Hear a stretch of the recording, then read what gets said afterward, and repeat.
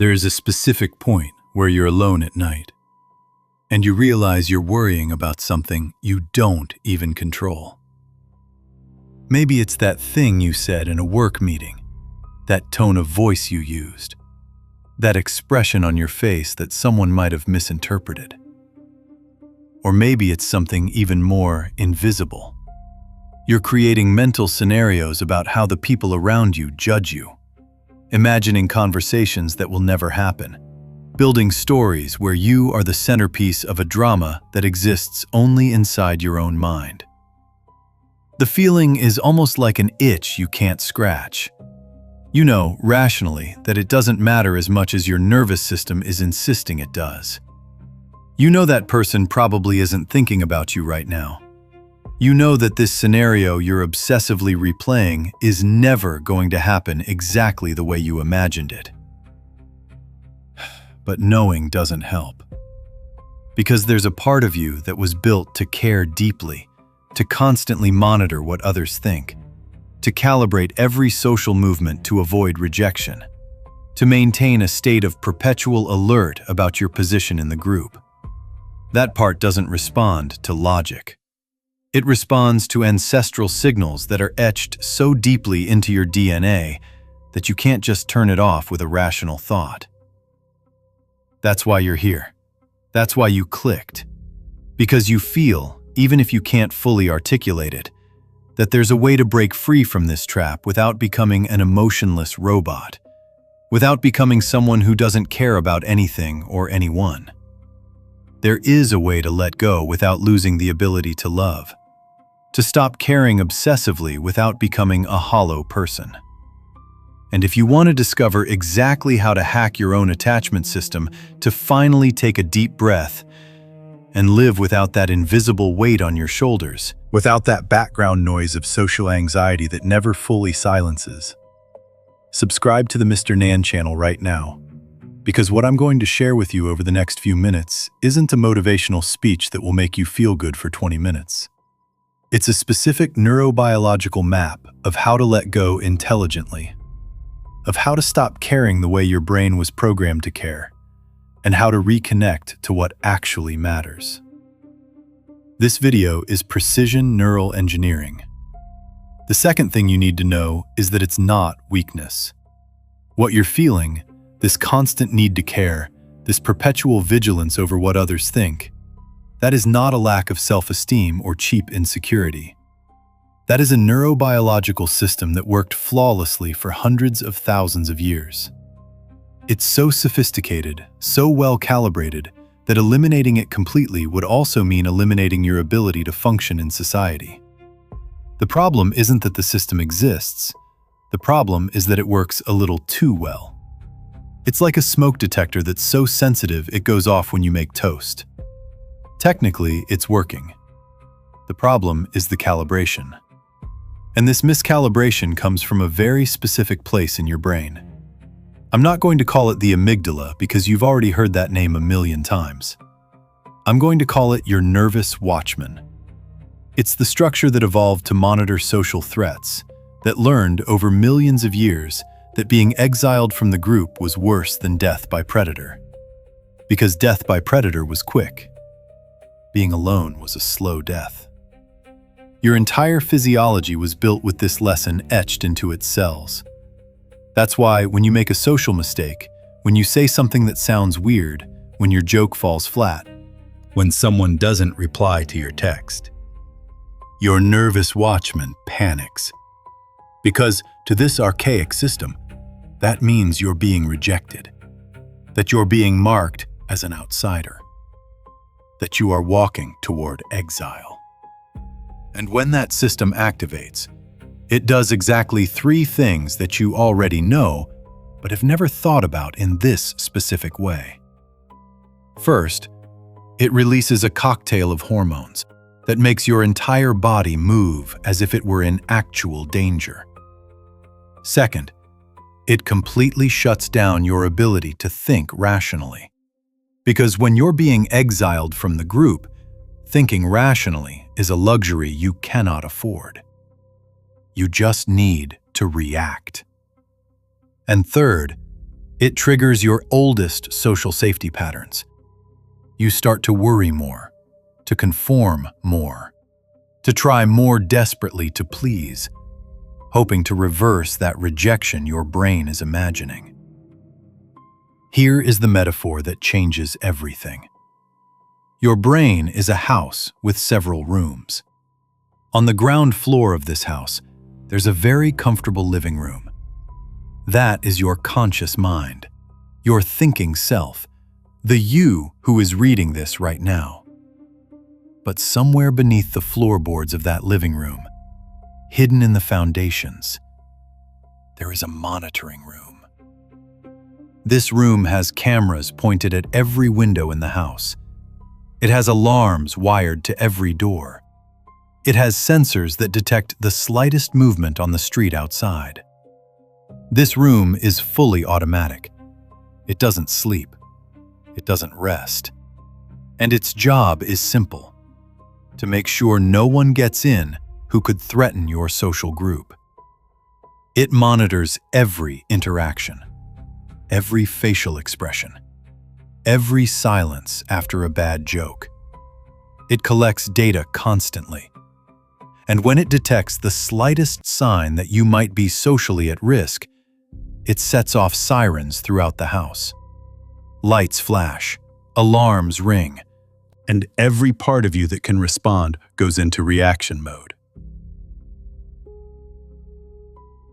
Now, most people, when they hear that siren, try to shut it off by screaming louder. They try to fight the panic with positive thoughts. They try to convince themselves that they're being irrational. But the siren doesn't respond to logic. The siren responds to data. And as long as you keep feeding it data that confirms a threat exists, the siren will keep ringing. The truth nobody tells you is that you don't need to turn off the siren. You need to stop feeding the monitoring room with data that scares it. How do you do that? Well, first, you have to stop seeing this system as an enemy. That's where most people fail.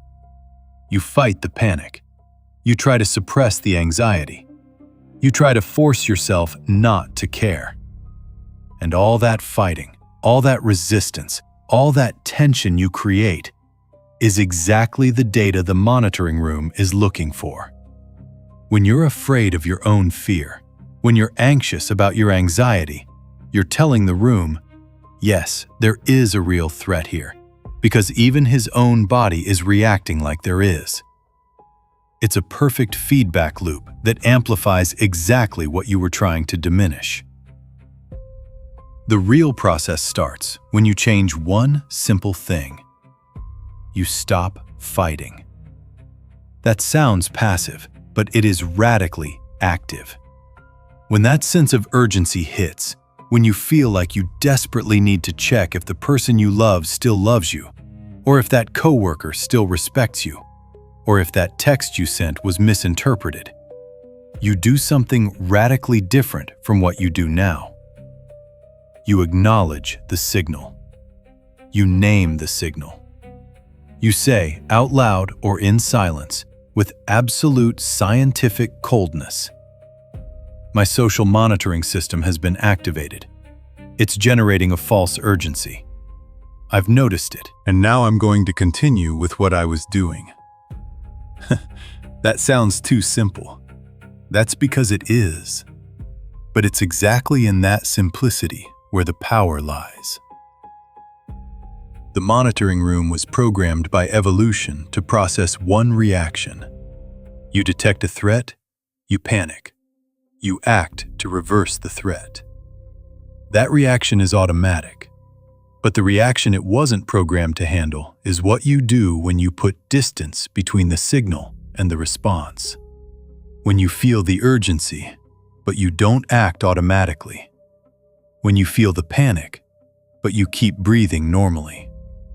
When you feel the need to constantly check if you're being rejected, but you just observe that impulse like someone watching a cloud pass by in the sky. That isn't denial. It isn't repression. It's precise observation. And this observation, repeated hundreds of times, sends an absolutely clear signal back to the monitoring room. That signal you sent? That urgency? Nothing bad happened afterward. The scenario you predicted didn't materialize. The person didn't reject us. The group didn't exile us. That danger you imagined wasn't real. You can calm the sensors. Now comes the part where this gets truly practical.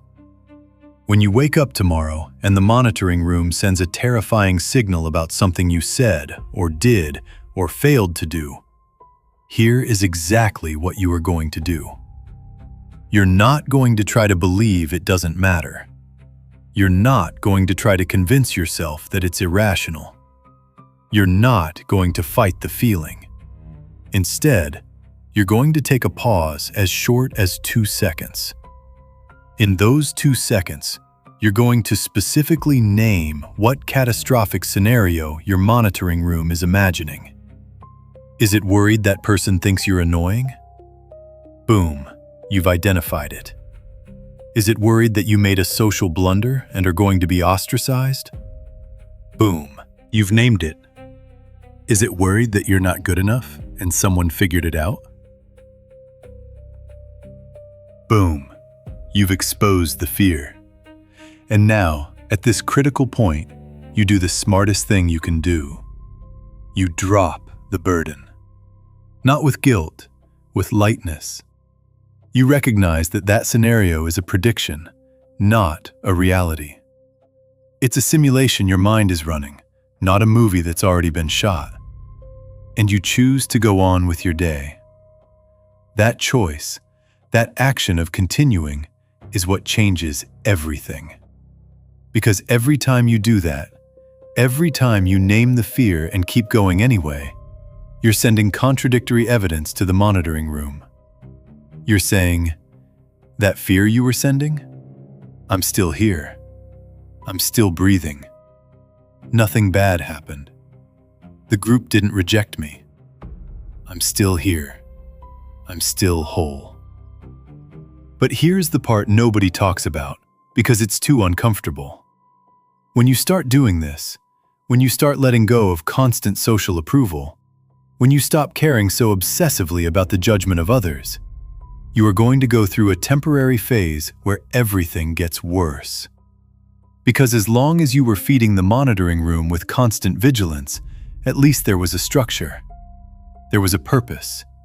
You knew what you were doing, trying to keep yourself socially safe. But when you stop doing that, when you drop that obsession, there is a vacuum. And for a few weeks, maybe a few months, depending on how deeply you were wired into this system, you're going to feel empty. You're going to feel disconnected. You'll have moments where you think you're becoming an apathetic, emotionless person, someone who cares about nothing. That is the most well-constructed illusion your mind can create. What's actually happening is that the noise is dying down. The static that you were confusing with meaning is finally being silenced. And when the noise gets quiet, you have room to hear something else. Something much more interesting. The ability to truly care, selectively, about what actually matters, instead of caring desperately about everything and everyone. Let me be honest with you about the hardest part. When you start practicing this healthy detachment, when you start to stop caring about every gesture, every word, every silence that others make, there will be moments when you'll think you've lost the capacity for human connection. You'll be in a social situation and you'll realize you're no longer chewing over that comment in your mind. You'll notice that the person who used to make you anxious now just makes you feel present. And for a brief second, you'll feel panic. Because the speed at which you used to care was so fast, so automatic, that you mistook it for emotional depth. You thought that because you were constantly worried about other people's opinions, you were being attentive. You were being careful. You were being loving. But here is the cruel and simultaneously liberating truth. Obsession is not love. Vigilance is not care. Panic over rejection is not depth. What you are letting die isn't your ability to love. It's your illusion that you control what others think. And when you let that illusion die, when you finally accept that other people's judgment is something that will exist regardless of how you act, you discover something remarkable. You discover that you can still love. But now you can love selectively. You can care about the people who actually matter, without wasting your emotional energy on the approval of strangers or people who aren't invested in you. Now imagine something. Imagine yourself a year from now if you keep going the way you are. If you keep constantly checking, ruminating, playing social conversations in your head days before they happen, interpreting silences as rejection. Where will you be? Probably in the same place, with the same people, with the same background anxiety that just won't go away. Watching people around you who seem to handle social situations with more lightness, more freedom, and wondering what trick you're missing out on. Because that's exactly it. You'll be missing out on your life while you're living it. You'll be so busy monitoring whether people love you that you'll forget to love them. You'll be so worried about not making social mistakes that you'll end up paralyzed and not socializing at all. You'll be so tied up in what others think that you'll stop listening to what you actually think. And the worst part is, this is your choice. It's not destiny. It's not genetics. It's a series of small choices you make every day to keep feeding the monitoring room with vigilance. But now imagine another possible reality. Imagine yourself a year from now if you start today, right now, with this new understanding. Imagine having developed the ability to name a fear without being consumed by it. Imagine being able to hear constructive criticism without spending hours reinterpreting whether you're truly inadequate. Imagine being able to stand in a room with people who don't like you and just letting it go, recognizing that it's not your job to be loved by everybody. Imagine the amount of mental energy you'll free up. Imagine how many hours of your day you'll get back when you stop spending your attention trying to calculate exactly what every single person's opinion is of you. Imagine finally being able to take a deep breath in social situations. Imagine looking people in the eyes because you are actually with them, not because you're studying their reaction to check if you're still safe. Imagine building relationships based on genuine reciprocity, not on your obsessive need for approval. Imagine simply hanging out with someone and not spending an ounce of mental energy ruminating over the conversation afterward. Imagine using that energy to create something, to think about something that matters, to live something that matters. Which of the two versions do you choose? Because the monitoring room, that nervous watchman that was so useful for so long, it's still there. But it doesn't need to be your boss anymore. It can be your observer. It can notice when there's a real threat without amplifying every little social incident to the size of a catastrophe. And this process, this transformation from someone who is controlled by social panic into someone who can observe the panic and keep going anyway, begins with one step. A step you take when you change the channel, when you subscribe to Mr. Nan right now. Because here, in this space, you are going to learn to let go intelligently. You're going to learn to silence the noise without losing the ability to hear what matters. You're going to learn to live with emotional coolness regarding what you can't control, while maintaining emotional depth for what you choose to love. You're going to learn to let the version of you that's constantly terrified of being rejected die, and give birth to a version that can exist peacefully, even if not everybody likes you. And when that new state has been built, not through forced positivity, but through the repetition of small actions, through the consistent naming of the fear and continuing anyway, you will understand that you haven't become numb. You've become smart. Smart enough to know where to spend your emotional energy. Smart enough to recognize the difference between real depth and disguised obsession. Subscribe to Mr. Nan because you deserve to learn how your own mind created this monitoring room that was sabotaging you. You deserve to learn how to drop the illusion that you control what other people think. You deserve to finally become free, to live without that constant weight of social vigilance. And this process starts now. Today is the day you stop caring so much. Not because you've become a hollow person, but because you finally learned to turn off the noise and listen only to the signal.